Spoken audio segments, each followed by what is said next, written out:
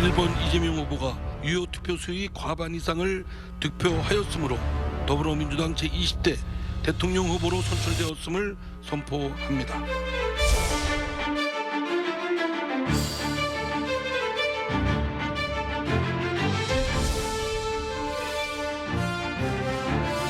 토건 세력과 유착한 정치 세력의 부패 비리를 반드시 뿌리 뽑겠습니다. 단 한순간도 미루지 않겠습니다.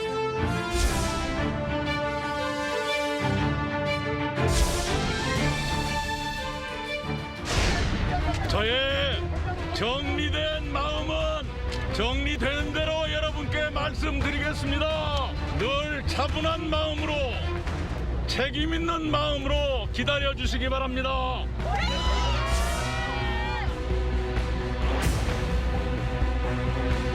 최선을 다해서 민주당의 전통대로 원팀이 될 수 있도록 제가 최선의 노력을 다하겠다. 이낙연 후보 측에서는 무효표를 합산을 하면 과반이 안 된다 이렇게 얘기를 하고 있는데 당이 아마 잘 결정하지 않겠냐 이렇게 생각합니다. 그리고 우리 문재인 대통령께서도 축하 말씀을 해주셨다니까.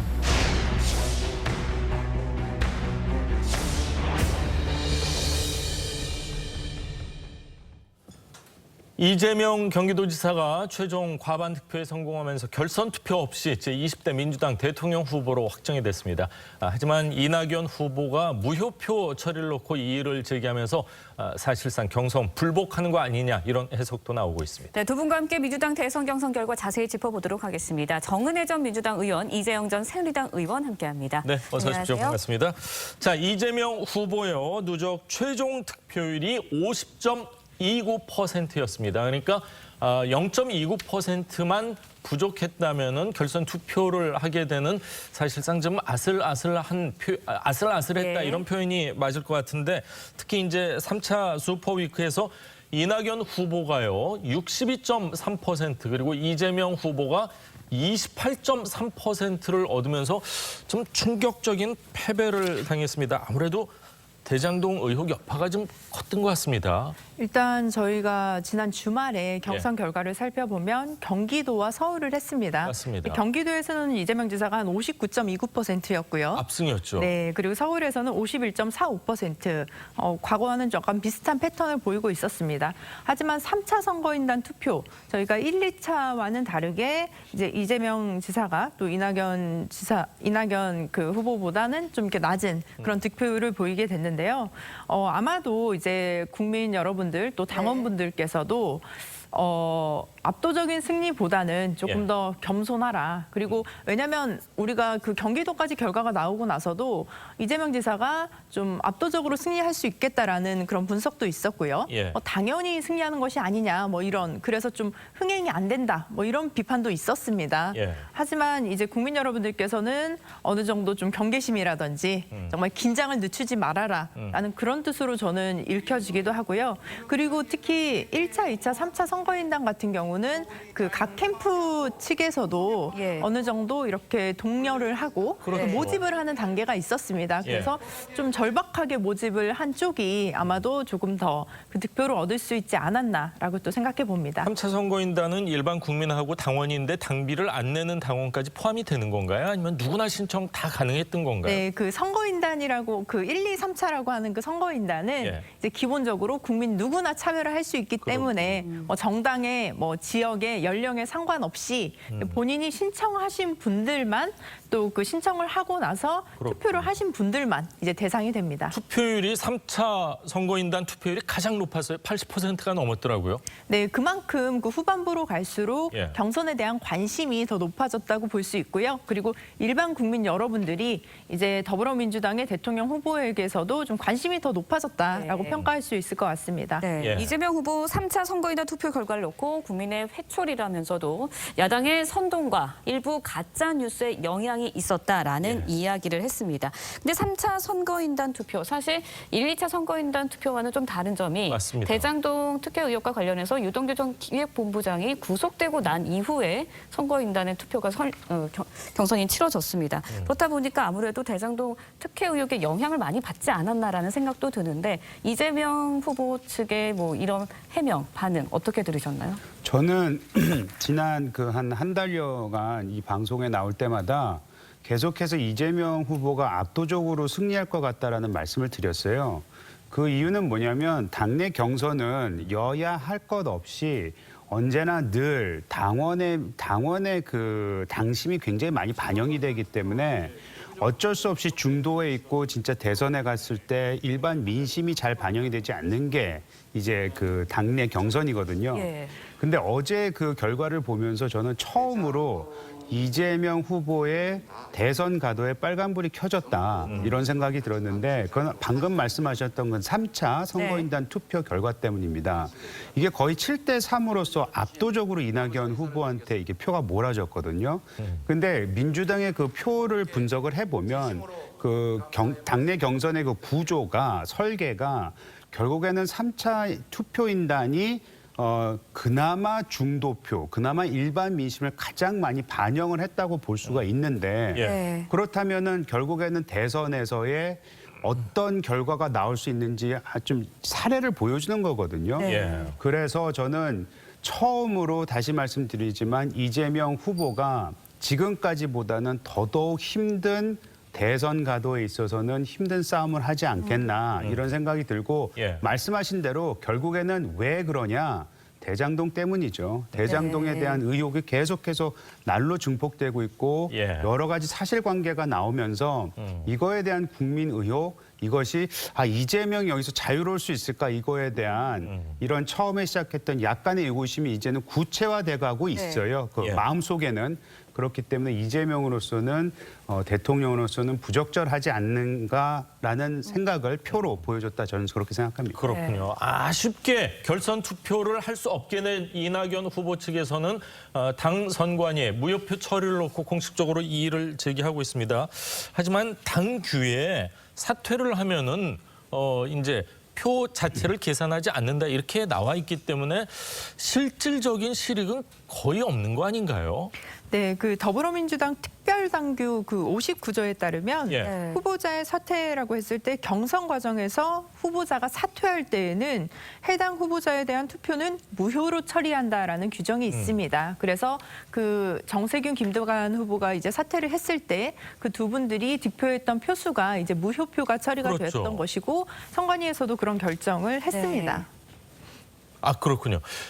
30의원이 정말 뭐 같은 당 후보에게 이 단어 선택에 있어서 굉장히 좀 이렇게 입에 담기 어려운 그런 단어를 선택을 하면서 공격을 했었거든요.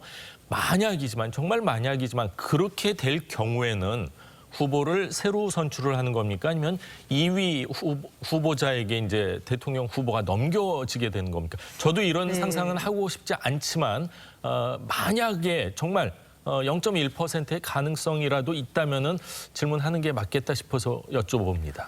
저는 그 부분을 우리 당내에서 논의한다는 것 자체가 좀 예. 옳지 않다고 예. 보고 있습니다. 그렇군요. 지금은 우리가 국민의힘과 그리고 정말 우리 당의 그 정권을 다시 재창출할 수 있는 그것에 집중을 해야 하는 것이지 지금 개인적인 뭐 네거티브나 이런 것들이 굉장히 도를 넘고 있었어요. 예. 하지만 이제 후보가 결정이 되었고 그리고 문재인 대통령도 그 후보 결정에 대해서 또 축하 메시지를 맞습니다. 보내지 예. 않았습니까? 예. 이 부분에 있어서 저는 더 이상 얘기할 필요가 없다고 생각을 합니다. 그리고 이제는 더욱더 중요한 것이 당원들이 하나가 되어서 정말 더불어민주당의 대선 승리 이것을 위해서 하나가 되는 그 단계가 더 필요하다고 보고요. 예. 사실 그 경선 내에서의 갈등은 저는 당연히 존재한다고 봅니다. 그리고 예. 우리 당이 성장하는 것에 있어서 저는 하나의 성장통이었다라고 생각을 하고 있습니다. 네. 정은혜 의원님 말씀하신 게 제가 생각했을 때는 굉장히 이제 합리적이고 공감이 되는 부분이 있는데 그럼에도 불구하고 이낙연 후보가 당규에 이렇게 명시돼 있는데도 이의를 제기했을 때는 뭐 다른 셈법이 좀 있는 거 아닌가 하는 생각도 들어요. 근데 그 당원 당규를 보시면요. 저기에 딱 보면은 기존에 이제 투표가 됐던 예. 기존에 이제 후보 사퇴를 하기 전에 이제 던져졌던 그 투표수를 예. 과연 그걸 소급 적용해서 뺄 거냐 말 거냐 네. 기존에 네. 투표까지 돼 있었기 때문에 그거를 뺄 거냐 말 거냐에 대한 얘기는 없어요. 그러니까 저거를 어떻게 해석하느냐에 따라 달릴 것 같은데 이낙연 후보 측에선 보면은 예를 들어 그 뭐 김두관 예, 후보가 됐던 아니면 정세균 후보가 됐던 그들한테 사후에 잘못해서 간 투표가 있을 수도 있잖아요. 예. 그런 거는 무효 처리가 되지만 그 전에 후보로서 있을 때는 그 표까지 무효 처리하는 거는 그래서 그거를 분모해서 빼는 거는 그건 잘못된 거다. 예. 해석의 여지가 조금 있어 보이네요. 그렇기 진짜. 때문에 저는 이낙연 후보나 이낙연 후보 측에 있는 사람들이 다 저 당원 당규를 못 알아듣는 것도 아니고 과연 결선 투표에 대한 취지가 뭐냐. 예. 많은 사람들이 이제 과반으로 몰아줬을 때 그분한테 힘을 실어준다는 건 맞지만 그 과정 속에서 있었던 당원들의 당심까지도 다 무시를 하느냐라고 해석할 수 있지는 않을까. 물론 제가 민주당 사람은 아니기 때문에 저걸 당내에서 어떻게 해석하는지는 그들한테 맡겨야 되겠지만 저 단어만 봤을 때는 해석의 여지가 남아있다라고도 생각할 수 그럼 있겠죠. 뭐 사실상의 뭐 불복은 아니라고 보시는 겁니까? 일정 부분 불복이라고 보시는 겁니까? 아니 저거는 이제 만약 여지인가요? 해석의 여지가 있기 때문에 예. 이낙연 후보 측 입장에서는 저거를 제기할 따지고는 가능성이 봐야 되겠죠. 저거를 그냥 무조건 넘어가기에는 예. 0.2 몇 %는 너무나도 0.29% 0.29%는 글쎄요 너무 아까운 게 아닌가요? 특히 예. 저거를 소급 적용을 예. 안 했을 때는 50% 이하로 떨어진다는 얘기가 있지 않습니까? 49.3%로 떨어지고. 그럼 결선 투표 가는 거잖아요. 그렇네요. 그런 입장에서 이낙연 후보 측, 이낙연 후보를 지지했던 그 수많은 사람, 특히 3차 선거에서 3차 투표에서 보여줬던 예. 이 투표를 봤을 때는 글쎄요, 저걸 그대로 넘어가는 거는 오히려 이낙연 후보 측에서는 아닐 수도 있는 거죠. 예. 네. 이낙연 전 대표 일단은 당 선관위에 공식적으로 이의를 제기한 상황입니다. 경선 기간 내내 이제 이른바 명락대전 갈등이 격화되면서 경선 이후에도 민주당이 항상 강조하는 원팀이 흐트러지는 거 아니냐 이런 우려가 나왔어요. 그런데 지금 공식적으로 이의를 제기한 상황입니다. 그러면서 선거 결과에 불복하는 것 아니냐 이런 이야기도 나오고 있는데 어떻게 보세요? 제가 그 현장을 이번에 그 전국을 다닐 때도 저도 이제 순회 경선을 함께 했습니다. 그러면서 지지자분들의 어떤 그 반응도 함께 봤는데요. 예. 각각 그 지지하는 후보를 위해서 정말 열성적으로 정말 전국을 같이 다니면서 맞습니다. 응원을 하고 또 지지하시는 분들이 계신데 그분들이 당연히 경선 결과가 나왔을 때 내가 지지하는 후보가 되지 않았다라고 예. 생각한다면 굉장히 서운한 마음이 드실 수 있다고 봅니다. 아마 그 해당 후보를 지지하는 의원들도 마찬가지일 거라고 보고요. 아쉬운 마음이 있는 것은 저는 어쩔 수 없다고 봅니다. 그래서 지금 당장은 이제 경선이 끝나고 나서 그런 서운한 마음에 그 표출을 할 수 있다고 보지만 결과적으로 우리가 결선 투표라는 것이 있는 취지 자체도 우리 네. 당에 압도적인 후보가 있고 또 우리 당이 하나로 뭉쳐지는 예. 그런 본래의 의도가 있는 것이기 때문에 이번에 좀 뭐 아쉬운 마음이 드는 후보도 있을 수는 있겠지만 저는 이 부분을 조금 시간이 지난다면 그분들도 반드시 수용을 하고 우리 당이 정말 대선 승리를 위해서 하나가 되는 예. 그 역할을 저는 충분히 하시리라 믿습니다. 그렇군요. 어제 이재명 후보 수락연설이라는 표현이 맞을 것 같습니다. 대선 승리 의지를 강조했는데 직접 한번 들어보시죠. 김구 선생의 일념, 김대중 대통령님의 신념, 노무현 대통령님의 열정, 문재인 대통령님의 마음으로 정치에 임하겠습니다. 저 이재명 내년 3월 9일 반드시 승리하겠습니다. 그리고 2달 후 대통령 취임식장에 존경하는 문재인 대통령님과 함께 굳게 손잡고 서겠습니다. 자, 문재인 대통령과 함께 손잡고 이 취임식에 들어가겠다 이렇게 얘기를 했습니다. 하지만 또 일정 부분 대장동 사건이 터진 이후에는 부동산가 폭등의 문제를 계속해서 공격을 했었거든요. 두 분의 관계 어떻게 설정될 거라고 예상하세요? 글쎄요, 그 대장동 사건을 말씀하셨으니까 거기서부터 보자면 지난번 또 그 보궐선거로 안 돌아갈 수가 없는데 보궐선거가 압도적으로 이제 국민의힘한테 힘이 실렸던 이유가 서울 부산시장 다 이겼죠. 그렇죠. 이겼던 이유가 부동산이 가장 큰 핵심이었잖아요. 그래서 이 정부는 부동산이 가장 큰 아픈 곳인데 그 부동산과 가장 비리의 취약하고 비리에 연루되어 있는 대장동 사건이 앞으로 어떻게 수사가 전개될지 모르지만 네. 만에 그것이 계속해서 이재명 후보 쪽으로 뭐 화살이 겨냥이 된다면 글쎄요, 청와대가 그거에 대해서 이재명한테 힘을 실어줄 수 있을까? 그거에 대해서는 아직까지 좀 두고 봐야 된다고 생각을 하고요. 또 대통령이 아무리 민주당 출신이라고는 하지만 지금 현재 민주당 후보하고 같이 둘이서 선거 전에 같이 함께 쓴다?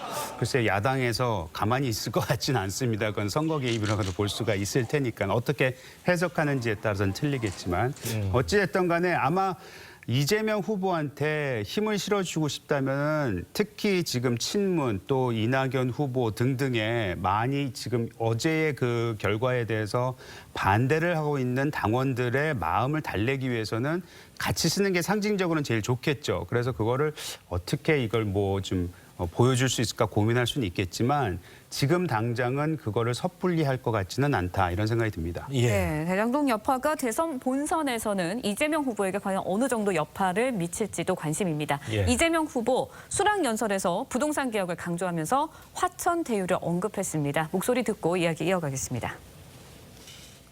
당선 즉시 강력한 부동산 대개혁으로 부동산 불로소득 공화국이라는 오명을 없애버리겠습니다. 격가지에 무슨 뭐 화천대유는 누구 겁니까? 막 이런 이상한 소문 내고 아니 화천대유에 그 곽상도 아들한테 돈 준 사람이 주인이겠죠. 저는 곽상도한테 돈 줄 생각이 꿈에도 없다니까요.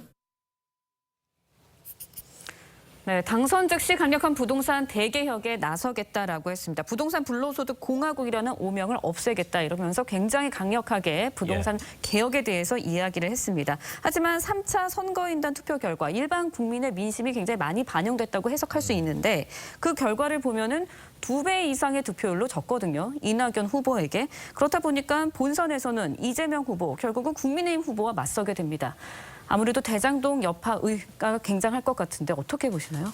지금은 이제 대장동과 관련해서 뭐 이런저런 다양한 뉴스들이 지금 또 나오고 있습니다. 하지만 저는 대장동 관련해서 계속적으로 보도가 되고 이제 취재가 되다 보면 국민의힘의 그 토건 비리 세력이 얼마나 굳건한가, 그리고 그 당시에 박근혜 정부, 이명박 정부 때에 어떤 그런 비리가 있었는가라는 것들이 하나하나 드러나는 계기가 되지 않을까라고 생각을 합니다. 당시에 이재명 지사는 그 성남시장이었고 어떻게 보면 작은 자치단체장이라고 볼 수 있습니다. 하지만 그 권력을 가지고 본인은 정말 그 거대한 토건 세력과 저는 맞서 싸웠다라고 생각을 하고요. 특히 진성준 의원이 그 발표한 자료에 따르면 그 공공개발이익 환수가 지난 21년간 있었던 그 금액보다 한 3배 정도 많게 이재명 지사가 환수를 했다고 합니다. 예. 그렇다면 저는 오히려 정말 박수 쳐주고 잘했다라고 해야 할 일인 것 같고요. 하지만 이 안에서 발견된 그 다양한 비리들이 있죠. 곽상도 아들이 50억을 받았다더라. 아니면 지금 그 안에서 이름으로 거론되고 있는 분들이 사실은 대다수가 거의 뭐 국민의힘 관련되신 분들입니다. 의원이었던지 당직을 맡았던지 뭐 관련이 되신 분들이 많은데 이 부분이 오히려 저는 더 철저하게 밝혀지고 그리고 다시는 이런 사건이 재발되지 않도록 하는 것이 또 이재명 지사가 앞으로 그 극복해야 될 그런 과제라고 생각합니다. 그렇군요. 이명박 대통령 이름이 갑자기 나와서 저도 깜짝 놀랐습니다. 네, 그 과거에 이 그렇군요. 성남시의 그 LH공사를 포기하게 했던 것이 사실 이명박 정권이었기 때문에 사실 거기에 대한 약간 분노가 있었는데 그 부분이 약간 좀 그렇군요. 드러났던 것 같습니다. 예전에는 뭐 다 기억하시겠지만 서울에 주공 아파트 해가지고 뭐 주택공사에서 지은 아파트가 많았지만 그게 다 부서지고 허물어지면서는 사실 거의 100% 뭐 재개발이나 이렇게 될 때는 민간 개발로 다 이루어졌기 때문에 그 많은 돈을 줄 수 있었던 배경이 과연 뭐 때문에 돈을 그렇게 불로소득 크게 돈을 벌었는지를 분명히 좀 따져봐야 될 것 같습니다. 자, 이재명 후보. 지사 찬스를 쓰고 있다 하면서 지금 경기도 도민들에겐 전국민 재난지원금이 지금 경기도민들에게만 100% 지원이 됐거든요.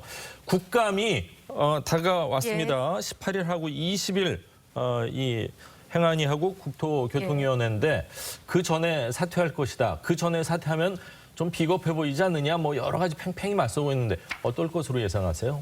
저는 사퇴할 것 같은데요.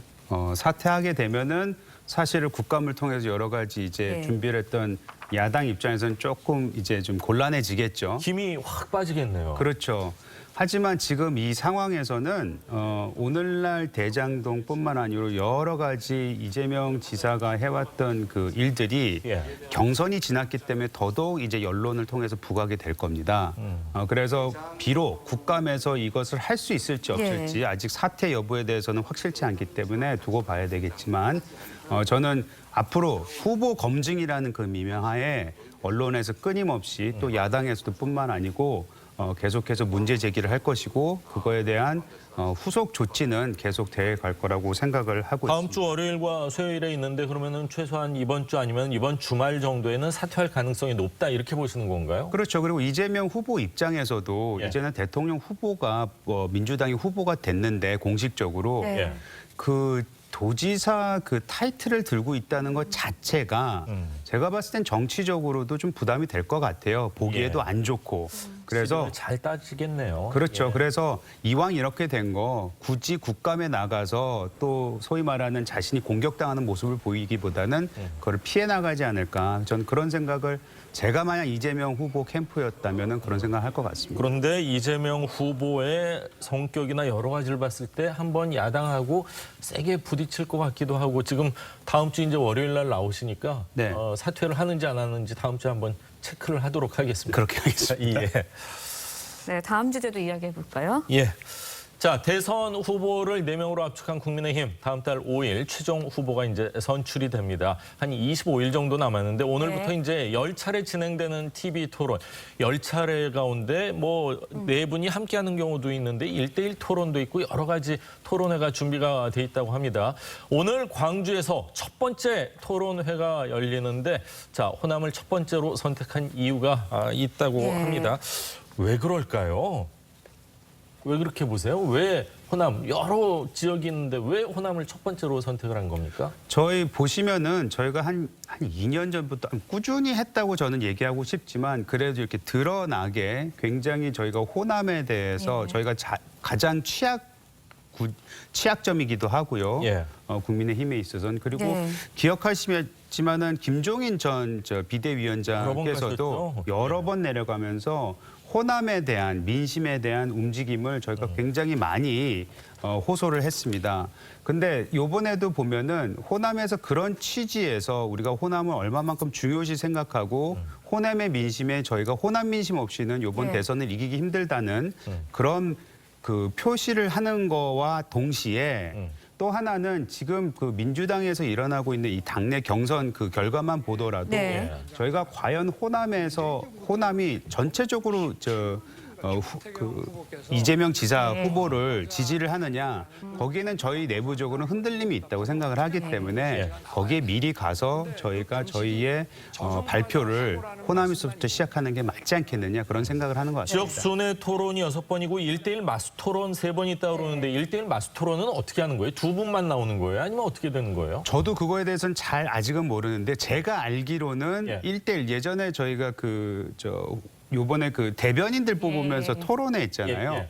그런 식으로 진행되지 않을까라는 생각이 두 해봤습니다. 사람에게 초점이 맞춰져서 두 사람이 뭐 격렬하게 토론을 하는 뭐 그런 형식인가 보죠? 그렇죠. 지금까지는 여러 사람이 있다 보니까 예. 논점이 매우 흐려질 때가 있었는데 아무래도 1대1로 세워놓으면은 예. 서로 간에 아주 깊게 그렇네요. 이렇게 토론이 가능하니까 깊은 내용으로 아마 그것을 추구하는 토론 모습이 되지 않을까라는 생각이 듭니다. 네, 국민의힘은 지난 금요일에 진행된 2차 컷오프에서 어느 후보가 몇 위를 했는지 예. 순위를 공개하지 않았습니다. 그렇다 보니까 결과를 놓고 논란이 일기도 했는데요. 영상 보고 이야기 이어가겠습니다.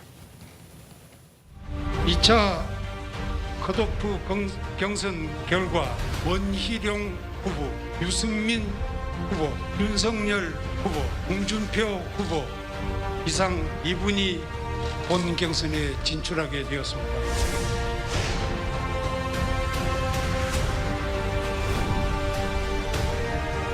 공주 여러분의 열렬한 지지로 2차 경선도 압도적인 승리로 이렇게 마무리했습니다. 저도 솔직히 제가 이렇게 되는 줄 몰라서 어떤 소문에 의하면 제가 이렇게 됐다고 합니다.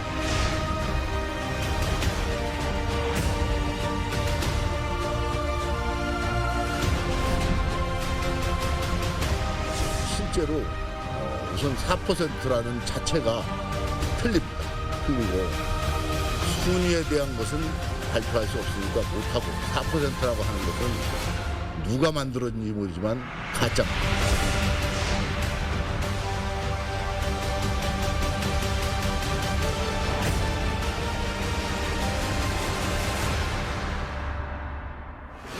윤석열 후보 측은 2차 컷오프에서 이제 윤 후보가 홍준표 후보를 4%포인트 앞섰다라고 주장을 해서 좀 논란이 되기도 했고요. 여기에 이제 일부 언론에서 윤 후보가 1위를 했다는 보도를 해서 경선 후보들의 반발이 일기도 했습니다. 경선 결과 순위에 이렇게 후보들이 민감한 건 아무래도 여론에 대한 영향이 좀 가기 때문에 미치기 때문에 이렇게 하지 않을까라는 생각도 드는데 깜깜이 경선이 되고 있다. 이런 지적도 나오고 있거든요. 여기 어떻게 생각하세요? 그 앵커분께서 말씀하신 대로 그 이후에 여론에 영향을 미치기 때문에 민주당도 그렇고 국민의힘도 그렇고 모두가 그 예비 경선 결과는 발표를 하지 않고 있습니다. 이건 당대표 선거에서도 그렇고 대통령 후보 경선에서도 마찬가지인 거고요. 하지만 모두가 본인이 1위였으면 좋겠다고 생각을 하겠죠. 그리고 네. 저도 한 3가지 정도 버전이 이렇게 돌아다니는 걸 봤는데 버전이 3개나 네, 있어요? 3개나 있습니다. 근데 딱 보면 이거 어느 캠프에서 보냈구나. 그게 명확하게 사실 드러납니다. 하지만 이게 숫자는 굉장히 작은 차이로 이렇게 보여지는 것들이 있습니다. 아마도 이것은 저는 지지자분들을 약간 독려하기 위한 그리고 내 지지자분들이 힘을 내서 내가 1위 했으니까 하자라는 식의 뭐 그런 목적을 네. 가지고 저는 나온 것 같은데요. 구체적으로 정말 수치까지 언급하면서 뭐 A 후보가 어떻게 됐다더라라는 식의 말은 사실 저는 방송에서는 지양해야 한다고 생각을 합니다. 그렇다면 그것을 정말 보는 국민들은 좀 신뢰할 가능성이 굉장히 높기 때문에 이미 그 결과가 뭐 발표가 되지 않고 공식적으로 이렇게 확인되지 않은 상황에서는 어느 후보도 내가 이기고 있는 것 같다, 내가 이기는 것 같다 이런 식의 말은 할 수는 있겠지만 그런 수치까지 언급할 필요는 없을 것 같고요. 자신 있게 당당하게 본인들의 경쟁력으로 승리를 하길 바랍니다. 정확하게 수치를 아는 분들은 이제 당에 3분밖에 없다고 지금 발표를 했습니다. 그럼에도 불구하고 이렇게 일정 부분 가짜 뉴스가 나오는데 지금부터 이제 출발 아닙니까? 지난 2일이고요. 네.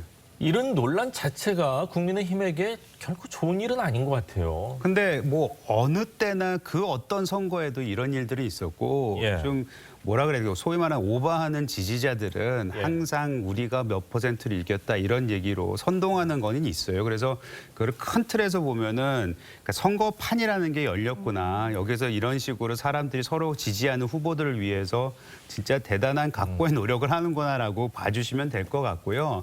그 정확한 수치에 대해서는 이미 그 수치를 알고 있는 사람 중에 한 명인 사무총장이 나와서 4%는 가짜다라고 얘기했기 때문에 저는 그 논란만큼은 거기서 이제 매듭을 지었다고 보고 다만 이건 좀 외람된 얘기인데 지금 현재 1, 2위 누가 이겼냐 졌냐도 하나의 뭐 이슈 포인트긴 한데 각자 입장에서 보면 저는 이걸 보면서 진정한 승리는 원희룡 지사가 했다고 생각을 했거든요.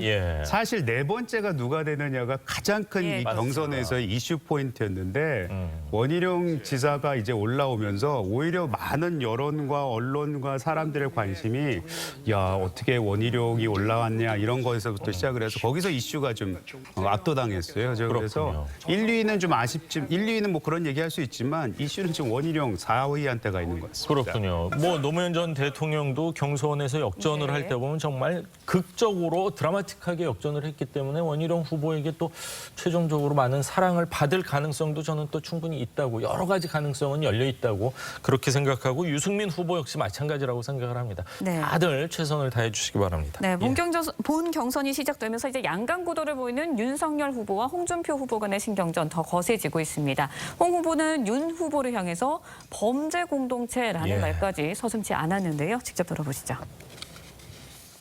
여당의 후보는 대장동 비리의 주범으로 지금 조사를 받아야 되고 야당 후보도 주요 후보는 똑같이 장모, 그다음에 부인, 본인 전부 지금 조사를 해서 자칫하면 감옥을 가야 되는 그런 범죄 공동체들이 되어버렸다 이 말이에요. 이건 범죄 대선이 되는 거죠. 범죄자들끼리 붙는 대선이 그게 옳은 대선입니까? 네, 윤석열 후보, 홍준표 후보가 자신을 향해서 범죄 공동체다라고 하니까 드라마 뭐 오징어 게임 속 대사를 인용하면서 우리는 깐부가 아니냐, 동짐을 잊지 말아야 한다. 뭐 이렇게까지 맞받으면서 계속해서 설전을 벌이고 있는데 최종 후보가 선출되기까지 두 후보 간의 경제 만만치 않을 것 같습니다. 네, 지금 본 경선이 지금 시작되지도 않았는데 예비 경선이 끝나고 나서 이런 발언이 일어나는 것 자체가 굉장히 저는 더불어민주당에 있는 입장에서는 좀 이해가 되질 않고요. 좀 약간 의아합니다. 하지만 이제 분명히 저는 이번에 10번의 토론회가 있다고 하니 그 토론회 안에서 두 후보가 얼마나 아마 상대편에 대한 많은 그 자료들을 좀 가지고 있을 거라고 생각을 하는데요. 그 부분을 하나하나씩 그렇게 꺼낼 텐데 그 부분이 이제 국민들한테 어떻게 비춰질지 그리고 정말 국민들이 선택하는데 어떤 영향을 미칠지가 좀 관심이 갑니다. 과거에 우리가 그 이명박 박근혜 경선에서의 그 나왔던 그 모든 내용들이 사실은 나중에 그 경찰이나 검찰에서 조사를 받았던 그 내용들이기도 한데요. 이번에 어떤 내용들이 나올지 저도 좀 궁금합니다. 그렇군요. 범죄 공동체 사실은 굉장히 강한 얘기입니다. 근데 또 서른 후보가 민주당 경선 과정에서 후보 구속이라는 단어가 나왔었거든요. 어디가 더 센 단어예요? 저는 사실 뭐 아까 저희 국민의힘에 대해서 우려를 해주셨는데 감사하긴 하고 다만 이제 민주당에서 지금까지 보여준 특히 경선이 끝났음에도 불구하고 경선 과정 그 결과에 대한 불복성 이 단어들이 나오고 서른 후보가 그 당시 지금까지 보여줬던 그리고 경선이 끝나고 나서도 무슨 말씀하신 것 같은데 서른 의원이 하시는 말씀에 보면 홍준표 후보가 하는 얘기는 거의 귀여운 수준이라고 저는 생각하고 있습니다. 그렇군요. 그건 뭐 시청자 여러분들께서 또 판단을 하시리라고 생각이 됩니다. 네, 윤석열 후보 어제 교회를 방문해서 예배에 참석하는 모습을 공개했습니다. 최근 자신에게 제기된 무속 논란을 털어내기 위한 의도가 아니냐라는 이야기도 나왔는데요. 영상 준비했습니다. 직접 보시죠.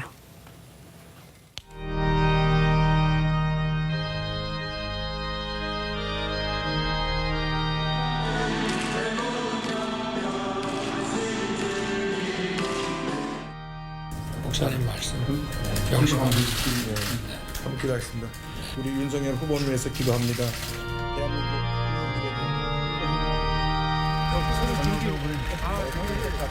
제 성경책이 따로 있어요.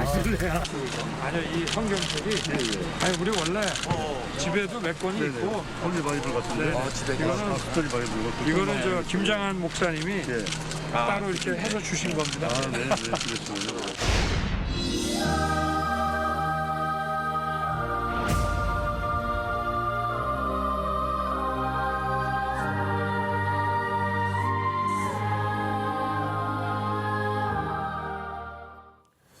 네, 윤석열 후보 무속 논란이 제기된 지 얼마 지나지 않아서 어제 여의도 순복음 교회를 찾아서 예배에 참석을 했습니다. 이 행보 어떻게 해석을 하셨나요? 네, 정치하시는 분들은 이제 개신교도 찾아가고 또 불교도 찾아가고 천주교도 찾아가고 다 그 예방을 하고 그 선거 과정에서도 또 이렇게 만나는 경우가 많습니다. 뭐 다만 조금 문제가 되고 있는 것은 이제 지난번에 그 TV 토론회에서의 왕자를 그리고 나왔고 뭐 어떤 뭐 그런 뭐 미신이라든지 그런 부분에 대해서 조금 논란이 되고 있었는데 그런 와중에 교회를 가면서 저는 모르겠어요. 이제 뭐 물론 가서 예배를 드리신 거는 뭐 굉장히 잘한 거라고 생각을 하지만 가실 때도 이렇게 뭐 되게 성경책도 굉장히 좀 깨끗하고 이렇게 들고 가는 모습이 좀 이렇게 조금 더 교회나 이런 데 가실 때는 조금 더 경건한 모습으로 가시면 좋지 않았을까 뭐 그런 생각도 해봤습니다. 그렇군요. 지금 문자가 왔는데 윤 전 총장은 서울 법대 시절에 천주교에서 세례를 받았다고 하네요. 세례명은 암브로시아다. 친구 따라서 이제 성당을 가게 됐고 또 지방 근무 찾은 검찰 재직 시절에는 또 사찰을 열심히 뭐 다녔다 이런 뭐 TV조선 내에서 이렇게 문자가 왔습니다. 자, 오늘 종가 소식 두 분과 함께한 이야기는 여기까지 듣도록 하겠습니다. 말씀 감사합니다. 고맙습니다.